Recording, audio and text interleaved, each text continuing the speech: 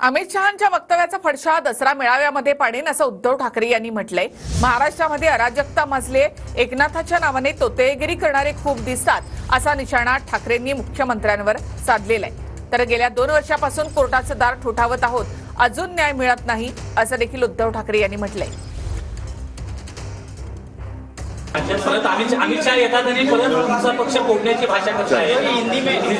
त्याच्यामध्ये त्या सगळ्या गोष्टीचा फडशा मी दसऱ्याला शिवाजी पार्कवर घेणार आहे। जे आमच्यावरती बोलायचे ते बोलून घेऊ द्या। मी एक सोना किंवा एक लोहा की दसऱ्याला करतो।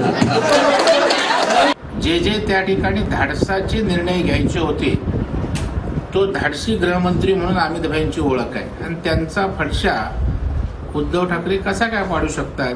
कोण कोणाचा फडशा पाडतं, कोण कोणाच्या लक्षात आहे, हे त्या ठिकाणी निवडणुकीतच उत्तर मिळेल। एकूणच राज्यामध्ये जी काही तोतेगिरी चाललेली आहे आणि त्या तोतेगिरीचा उल्लेख मी एवढ्यासाठी केला की असंच अराजक शिवछत्रपतींच्या आधी संपूर्ण देशावर आलं होतं आणि तेव्हा संत एकनाथाने ती जी आरोळी मारली होती, बे दार उघड, आज तर एकनाथांच्या नावाने सुद्धा तोतेगिरी करणारे खूप दिसत आहेत। हे सत्तेसाठी पदासाठी तोतयागिरी कुणी केली हे उभ्या महाराष्ट्रानं पाहिलेलं आहे।